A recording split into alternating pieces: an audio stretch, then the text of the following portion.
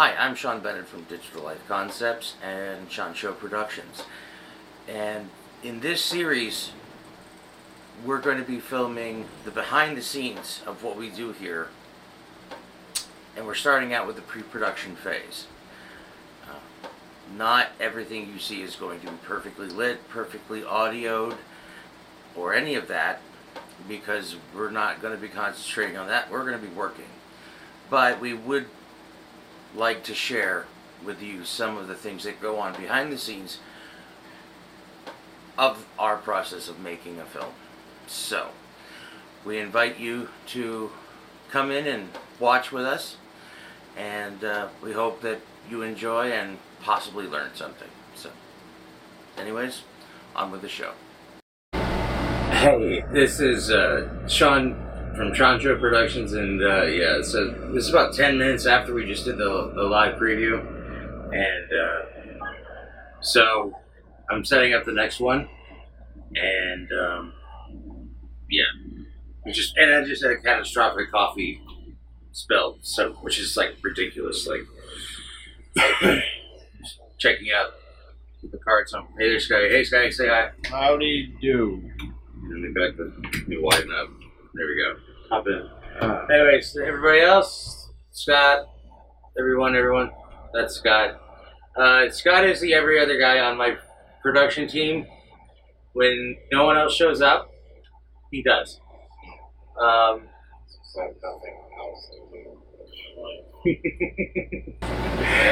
So yeah, I just did an interview with Knives Monroe on for the channel, and at the end of it, we were kind of talking about the business and the future and which direction it's going. Scott is what are you doing?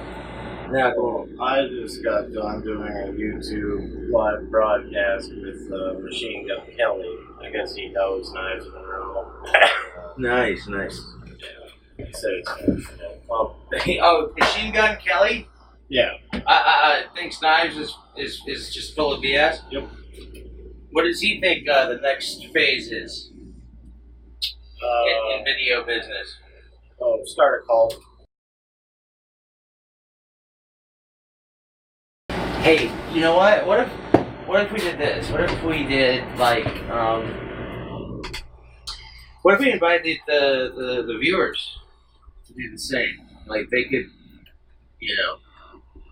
like we could extend it. What if we do like something to my subscribers to make things more complicated? And that's no bullshit. That's what I do. I come up with an idea, another idea, and then I try to make things more complicated. So I think simplicity is going to be the key on this one. I'll make it complicated later. Just do it. Other people work. I mean, like seriously, have them submit a behind the scenes. What are we calling this again? I know we just said it, but a minute. A minute around the world. A minute in the world. Yeah, a minute in the world. It's not bad at all. It's fucking good, actually. I like that. So what do you want? What do you think we should do? Like, just keep filming shit with our cameras and like I know you're gonna sit on the toilet and have a conversation for an hour. Right now, it's the production we're working on. We've been working on the Abbey microbrewery and beer. Those are things that pretty much, we take an interest in beer, and so yeah, I can see you in the. You know that there's a camera lens here, and you're in that little window. So when you're sitting there going, I don't give a shit about microbreweries or beer, I'm gonna make sure that that's on the. What we were discussing was we're working on this documentary about like craft beer and microbreweries and stuff, and we've got permission. We made our phone calls. We got our permission. He had a really great idea, so we're taping it so we don't forget. The original plan is and still is. We're working on the shot list. We're gonna start with the Abbey. Friday got to talk to the owners at the Abbey. and they were very excited. They were cool, very cool about it. Focus on the just doing this documentary, but he had a cool idea, and you called it. You called it do it Discovery style. It was Discovery Channel. Do it like the Discovery Channel. Is that what you meant? Yeah. So I like this, and this idea was that like Orange County Chopper, right? That's really the kind of thing you're aiming at. How they filmed Orange County Chopper, Red Jacket, and Orange County. They were very similar in their methods. It was almost one made guns, one made bikes, but there was, you know, there was a lot of drama.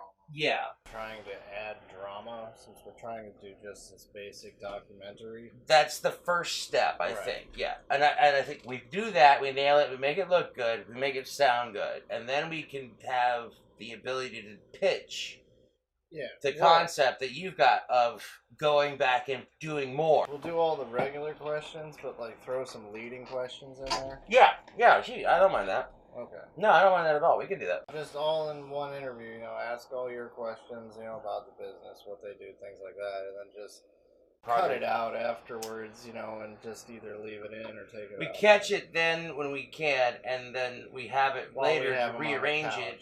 Yeah, like the question of like, okay, so who, you know, like regular documentary questions, and when maybe the owner's not like, so has anybody ever? We can, dude. We got the other camera, so we could, you know. I want to have fun, and I want to be able to give them something that really looks cool, and then re-edit it the way you're talking about, and be able to go and actually sit down with, like, you know, the owner and say, okay, so that was awesome. It came out really, really nice. Everybody's pleased.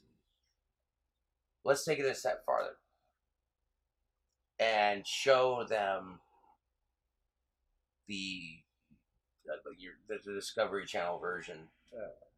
I think just as far as the basic one goes, though, just doing some good questions in there would really make it an interesting documentary as opposed to just a straight up documentary. I mean, I'm not saying anything. No, I know. We gotta figure a way to make this cool. It can't. I don't want it to just be PBS. Since I'm doing technically two projects, right? I'm doing the video project, the film documentary project, right? And I'm doing this behind the scenes. How the hell I'm doing the video? Let's do it. You know, like don't fuck around. Don't be a pussy. Get up there and do something. Alright, so it's going through the freaking motions. How it's done. I mean, this is it. This is the glamour and glory of you know, creating, documenting, whatever. You still have to be organized. It's so important. Oh my God, is it so important? Okay, so yeah, I'm still creating my folder. I have this whole system technique now to where I just, you know, it can just save so much time by being really anal about organization. Yeah, it's hard. It's just, yeah, it's a lot of work. It's a lot of time. It's a lot of effort. Just been talking to the fucking camera for 15 minutes on pause.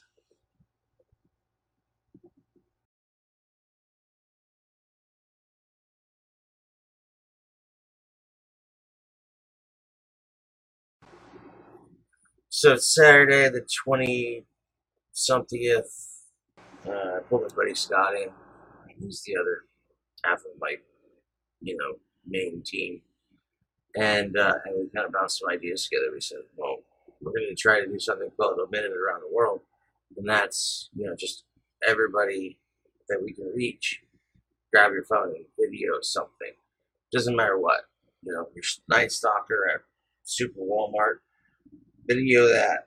If you're a cook, video that. If you're Ewan McGregor, or I don't even know I don't know what you should video, but video something, you know. and send it to me, please. I really would appreciate it. So, anyways, we're setting up the web page, and we're talking, right now, getting everything set. I have to go ahead and go there and give a little how-to on, just in case, on how to do a Google Drive link, and that way they know, you know, and what to put in the subject line, so I know, okay, this comes from here. But like this is my electronics safety coffee mug for iced coffee, and it's very nice. And I'm like sitting over here on my laptop, and yeah, so sippy cup by the electronics. It's good shit. I'm really excited actually about this project. I gotta say, I really am. It's I mean, it has I love it. I think it's a really good idea that it came up. Yeah.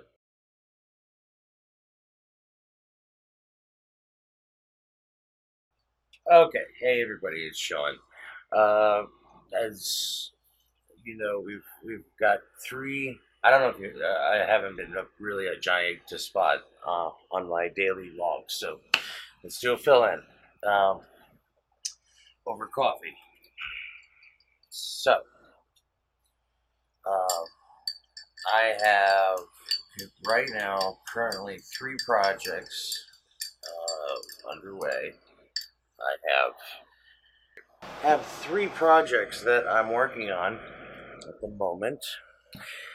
One is my 1 minute around the world project, which I think is a really great idea. And what the concept is to have everybody, all the viewers, everybody that's on my channel, anybody that it was anybody within the sound of my voice, everybody across the world, to send in a 1 minute clip of their life or something in their life. And I'm about to do a video for that, another video for that, one that we can like maybe get on Snapchat and Vine and so on and so forth, and just start shouting things out and say, hey, send me some video, because if it's not, it's going to be the video I stole from around the world. And yes, I will. Don't think I won't. Well, this is bad storytelling, and for a filmmaker, that's just horrible. Secondly, we have right behind that a documentary I'm working on now for putting together a behind-the-scenes view of microbrewing of some in my town, in the area of Volusia County. Um, there's at least two microbreweries in town, and they do really good work. They have really excellent. They got great beer. The third is the behind the scenes of everything, which I'm doing right now. This is the behind the scenes, and it's going to be me talking about like what the heck you have to do. I'm right now going to go ahead and email.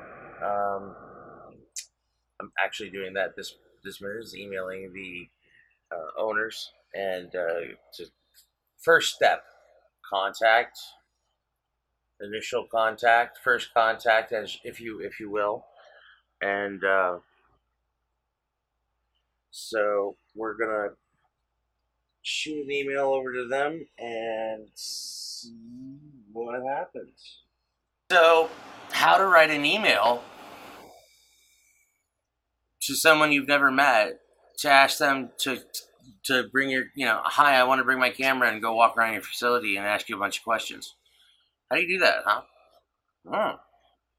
Well, one, I don't have a clue. No, that's not true. I have a small clue. I found the trick is to just be very, very straightforward about what your goals are.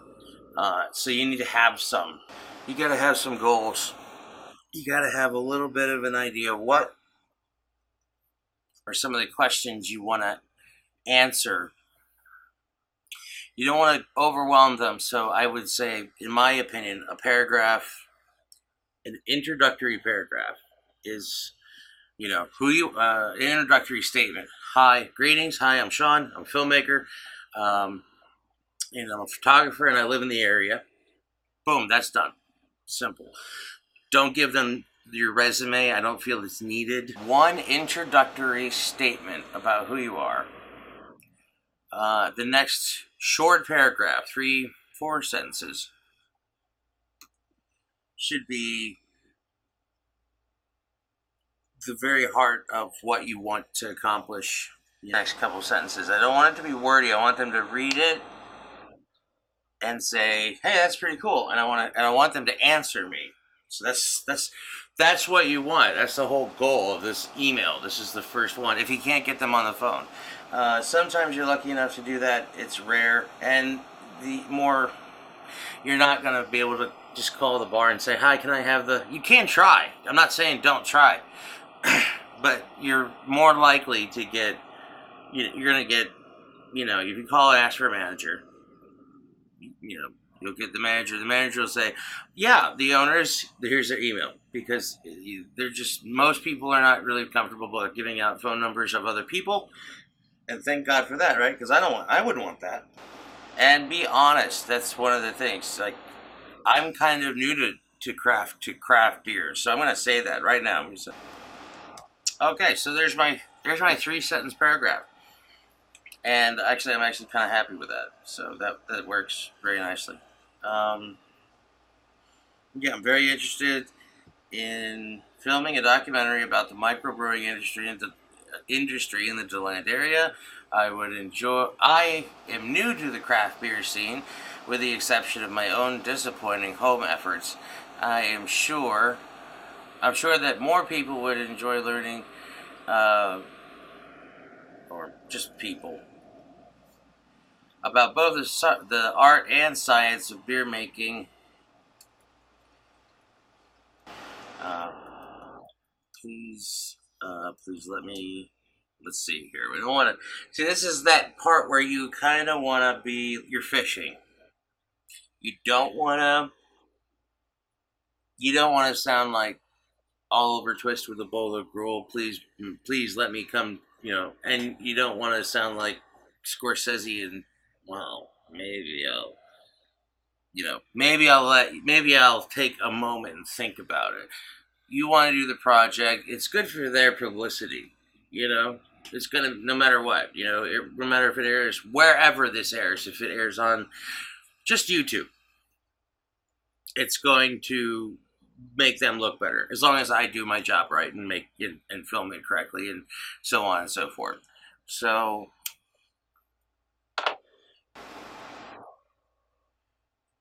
okay, so let's try to set aside. I mean, I reread these because I want to make sure I have a bad habit of putting the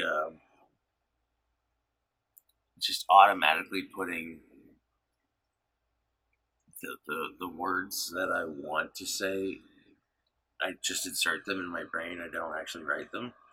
So I'm taking a few moments here and making sure I actually wrote what I wanted to be there, and there's everything. And for God's sake, spell check.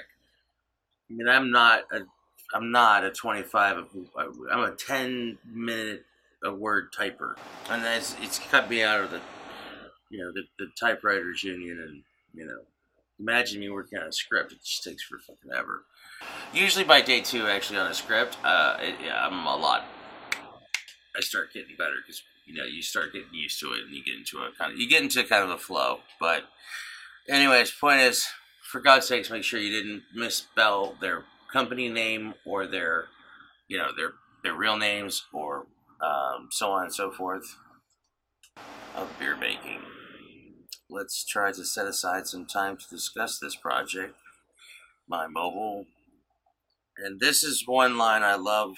Thank you for your kind attention. Always say thank you. It's very important. It may not seem like it, people, you just don't think it, you don't think of it these days, but it's important. So, yeah.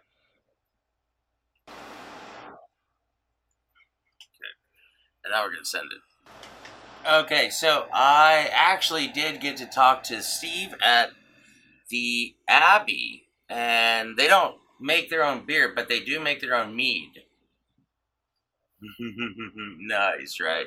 So it was really really cool. Very nice guy. And he just seemed like super accommodating, and so he's like, shoot me an email with all the info, and so I am just rewriting. I wrote the template that I wrote already, and now I'm rewriting it, to be more personal. Okay. I have sent an email to Persimmon fucking Hollow, for the doing a craft beer microbrewery documentary. So yeah, I don't know when exactly, but we're efforting that part out as now at this point.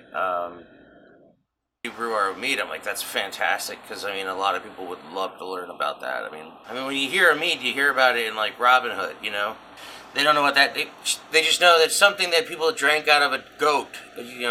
People would kill a goat, gut it, and then sew it shut and fill it up with some kind of spirit, right? And that was it. But anyways, yeah, pre-production. I got in touch with the owner of the Abbey, one of them, anyways, and just gave him the real rough. Hey, this is what I'm interested in, and I'd really like to be able to come down and film you guys making a batch of. They don't do beer. They buy their beer, but they do make their own mead. I've talked to my camera, one of my other, my other cameraman. I've got myself, and we might take, might take the DSLR and get it, bring it down, when it's time, and set it up for film. And then, so things are progressing, and I'm really happy about that. So. And then we look at it and we go, okay, first we got to get permission from everybody, and second we got to get this, and third we got to do this, and so on and so forth. We're looking at, pre-production nightmare for 3 years, where this I'm going to say it wrong, doing documentary work, is pretty simple in the pre-production. You find somebody that does something that you think other people might find interesting, and you just get you get their permission to be on film. So you get your little. This has got a bunch of camera angles and stuff from one of my last film shot types and things like that. So it'll be a day of like the walk. We'll probably be doing a walkthrough. To kind of figure out what we want. But yeah, we got hold harmless agreements,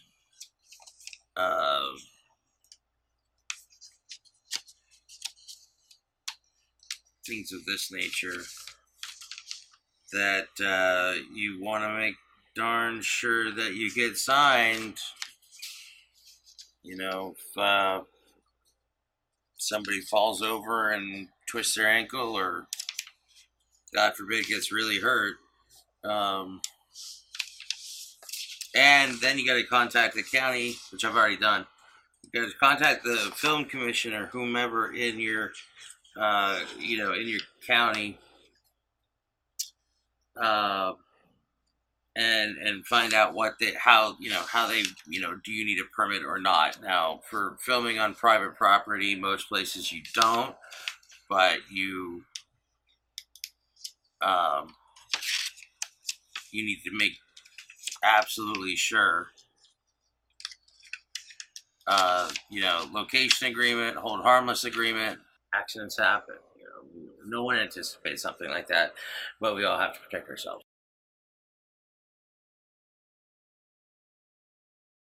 Sean, yeah, it's Thursday evening, and I'm just kind of going through my gear bag, setting up. I'm gonna go into town and film a few pickups and just kind of get some noise samples and shot samples from the location I'm going to be doing this documentary at, and I want to make sure that I'm getting, that I can. So I'm going to bring it back. I'm going to shoot, in different camera profiles, different picture profiles, and hopefully that's going to give me some. It's going to be basically some test footage. I grabbed my gear bag and I've been kind of like dumping it and cleaning it and whatnot, and so, I never organize this enough ever. I use it and then I repack it, and then I repack it again. It's just ridiculous. I'm totally ridiculously obsessive that way, but like right now I'm like dumping everything out again, because it's like little things. My connect. These are just regular audio connectors, but I don't know. I have to. I'm fucking obsessive that way. Anyways, that's it. That's the end of that fucking question. So, the last time I took the gear bag out, I was at the beach, and so that was a fucking blast, right? I come back and luckily I've got all my lens caps and all my lenses in another bag. There's a lot of fucking sand just somehow got into the bag. And it was funny because I was lugging it around, which is a pretty nice bag, really, pretty good sized bag. Carries a lot of gear nicely, but it's lined with this really wonderfully, I don't know what you would call it, like. It's a soft lining that attracts every ounce of dirt from all corners of the globe. So I'm also deciding now how I want to set up. I know I'm going to do most of the shots with a 5, and the other part we're going to run the drone. But let me grab let's bring you. Yeah, can't forget my other little star. This is the camera that I started with. This is just the, in America it's the Rebel T3i. It's a 600D. It's a 3/4 frame, 3/4 size sensor. These little $20 things. These are, mostly they're kind of crap. But if you take a little time and do a little engineering, I actually found a way to I took the handle, this is like a $60, I think it was it was like $59 for one of these, right? This is like $20, and I take the handle off of this little steady cam, right, and I mount then it attaches onto here. Basically, now I'm walking around with a shoulder mounted camera system that's now I've got this nice steady shot, so it's kind of a cool trick. Anyways, it's a lot of a lot of backyard engineering. I kind of came up with a concept. I said, okay, why don't we just do a really good normal documentary, and then let's show that we actually know what we're doing a little bit. Last Friday, I went and I spoke with the owners. As I think I've already said, I've been really kind of naughty on my journal on documenting the documentary, right? So I'm working on that. Anyway, I had a really great time, great meeting, and so on and so forth. And then I met, I was so pissed that I only took, this camera, nothing else, and I was just planning on going in and to do the meeting, and that's it. And meeting all kinds of fantastic people. I mean, other filmmakers and people that are just so interested. And I'm just snapping some still pictures of the locations, and that was just all from my own storyboard, so I could kind of get a visual idea of what I wanted to show and specific up.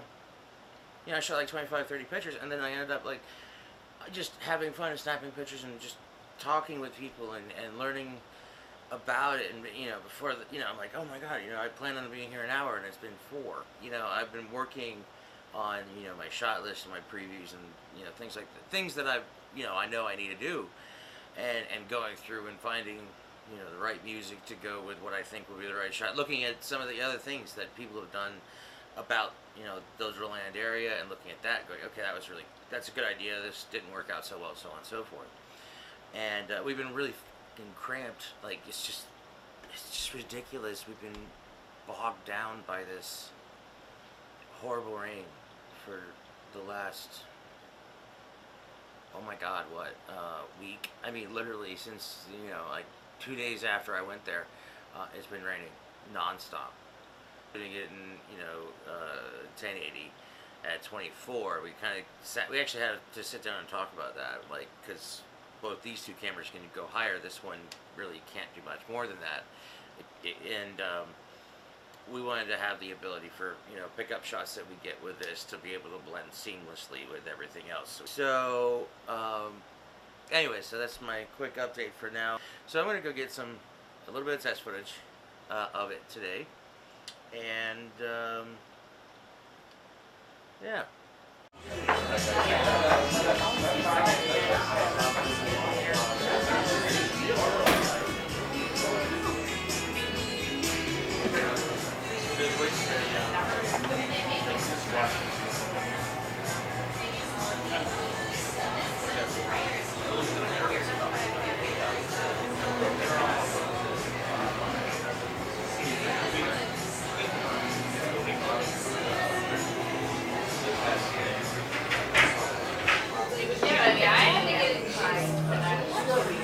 June 15th at that time. So June 15th was her cutoff.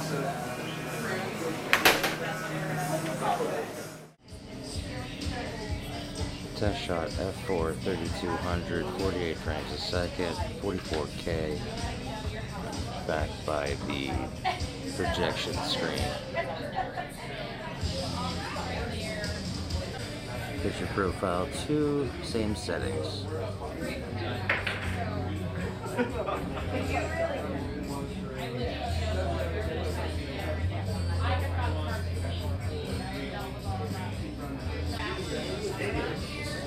Picture style 3, same settings, f4, 3200, 48 frames, auto white balance.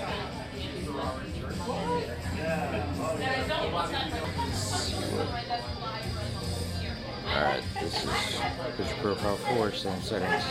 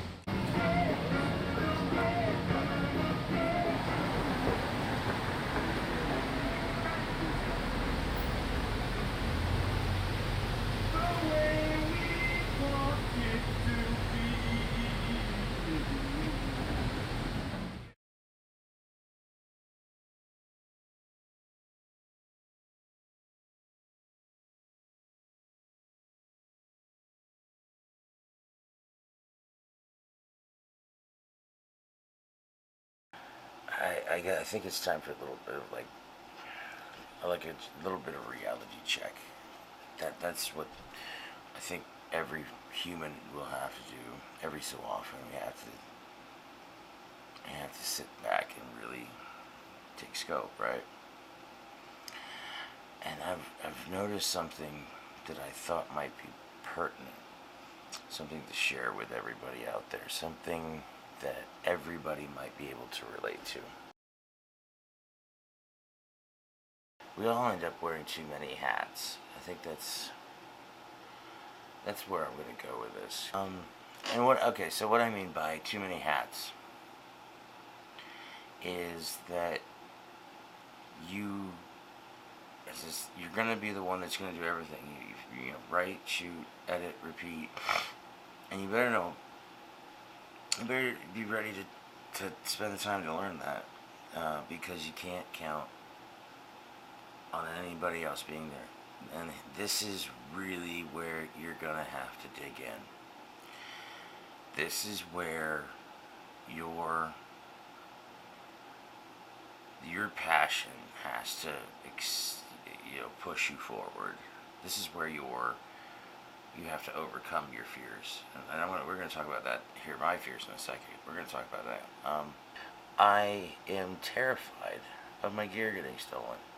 I mean, even though I've got some insurance on it, it doesn't. It's not really a. That's not really a point. The point is, this is my camera. This isn't stuff that that drops in your lap. This is stuff that you spend. You spend time. I don't know. Maybe I'm going to speak for myself. You spend a long time piecing together and saving up for. I think that if you've experienced this, and if you're not, if not, then you'll learn it quick. But as I said, the glam wears off, and you're up at 1 a.m. and you're sweating. You're having a small anxiety attack about whatever you're working on, and you really want to do well. You want to make good. You want to make a good product. There's such a difference. There's such a long stretch between a good idea and a good product. While I'm off in artist land, dreaming of the perfect compilation or composition, for the thing I'm working on, or for a photo, or for a video, or whatever the hell I get lost in. I guess this is as good a name as any. Artist land. I get lost in artist land. I get in the zone, and literally, I lose. I try to lose. That situational awareness. I want to lose it. I don't want to be eyes in the back of my head and ears to the floor, and I want to let myself float off with my camera and just see. Maybe this makes some sense. Maybe. I hope so. There's a transcendence we all feel in a movie, when they tell a good story. And I gotta say that when we're trying to tell that, we feel that too. You learn a lot from looking back at your thing that you were so proud of, a year later or so, and you go, oh my God, can I take my name off that, please? Yeah, being honest with yourself, and don't overreach. You want to be suspended because you want to lose yourself. I think I was really going on the right track there. We want to let ourselves go. Like, I want to have the freedom that I feel in the theater when I'm watching a film, to kind of immerse myself in the creative process, and to show, just to be able to let it show itself in my work. I just want it to be self-evident. And then you gotta discipline yourself, which is, it's a joy and a courage, because you're always, at the end of the line, you're always responsible. And I think that's important to always remember. Big thing. After you've dug deep, right, and you said, all right, you got to cry. Time to wipe your tears, pull your panties up, and get going. You need to make sure that when you take a project on, that you're going to be able to not only do it by yourself, on the days that, you know, it's going to happen. But take that one step farther. You need to be aware that whenever you go to do a project, you're going to be on someone else's time. Time is an asset, just like air, water, food, money. Time is an asset. It's one of the few that you can never get back. You can make back money. You can buy more food. You can do anything, but you cannot replace time. So it's one of the out of all the assets that you have at your disposal, time is the most valuable. I mean, I've worked for myself for a long time on many ventures, and some successful, some not. And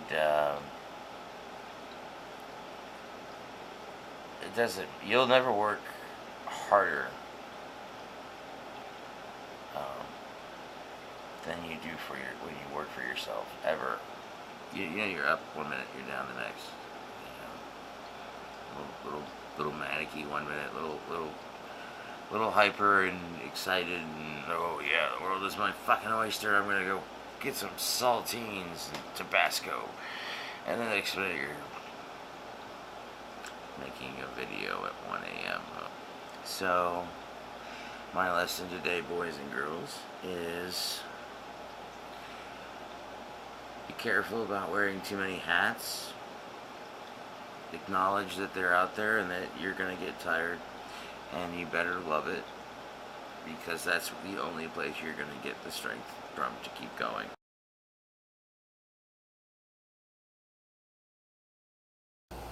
My last log was a while back. I didn't have time. I'm just whatever. It's been what it's been. But I've been running around like a madman, trying to pull something out of my hat. I did speak about, what, we're doing, and it's no small feat. And we run into unforeseen obstacles. I'm going to be putting things away while we talk, so come on, let's go. So today we went to get some pickup shots of the town, the outside of the restaurants, and just show off the little downtown district. And killed our drone battery. Well, it ain't dead, but we killed it. And so we got rained out, and we fought through, and we kind of hung out, waited. I mean, not just like, oh, it's raining, get out of the... No, it's freaking pouring. I got footage of rain. I couldn't see the other side of the street, but I did get footage of rain. That was cool. Got a little slow-mo of that, so whatever. You know what, I'll load that.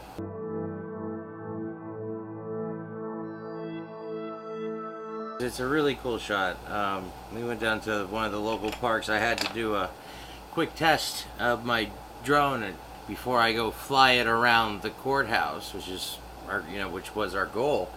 We have a very pretty clock tower where it was, or where we were, or so on and so forth. Lots of interesting headaches. It was fun.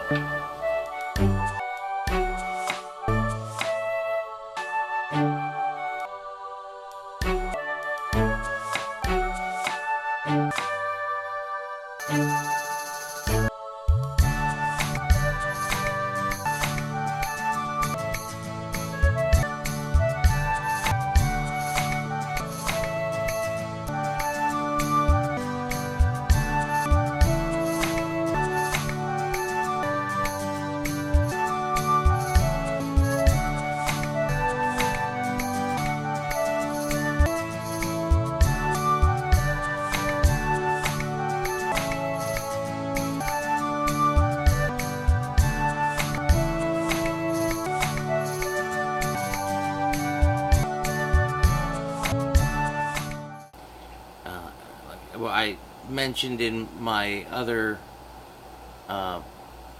post, or, pardon me. Oh my God, I was so depressed that day. I mean, so depressed. Very, very. And it's not gotten a whole lot better, but at least I'm able to, I'm now able to just kind of see, what's bothering me and when, and then, as I said, I was in that post, I was able to kind of identify things that I needed to work on. Anyways, I'm just gonna just keep this in perspective because I'm taking time away from other projects to devote to this one, and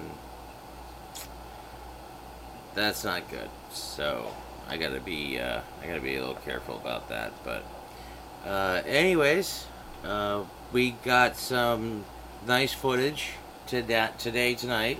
A very pretty breezeway, and then up across the street is the courthouse clock tower. And so we had to kind of halt. The wind was wicked. It was just, the drone will auto correct. So if I let go of the controls, it will just sit there and hover. And thank God. I mean, that thing, the GPS really saved my ass on that one. Because that drone would have blown all the way to freaking, England. It was just this incredible, western wind that was ripping.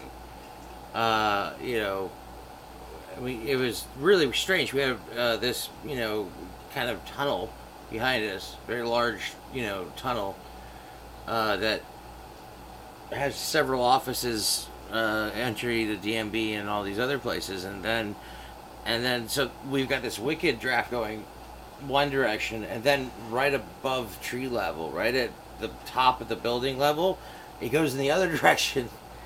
Just launched that thing up and got her 60, 70, 100, and then up to 200 feet. About 60, 75, it really kind of calmed down. The wind wasn't quite so bad because it wasn't being thrown around and but I don't know, there's a term for that, recirculation, I believe, when you're in buildings or around buildings and so on and so forth. But we got the fuck out of the wind.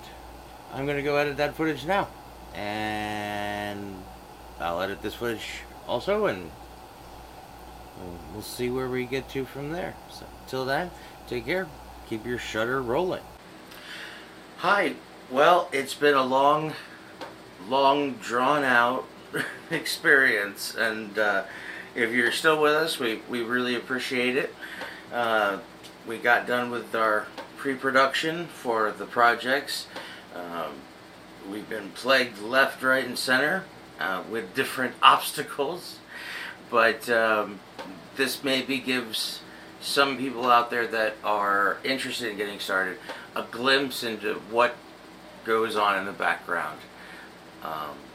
So I hope it was helpful, and we're going to be working on our next part of this series very soon, so stay tuned for that. So then, take care, keep your shutter rolling, and please like, subscribe, and comment.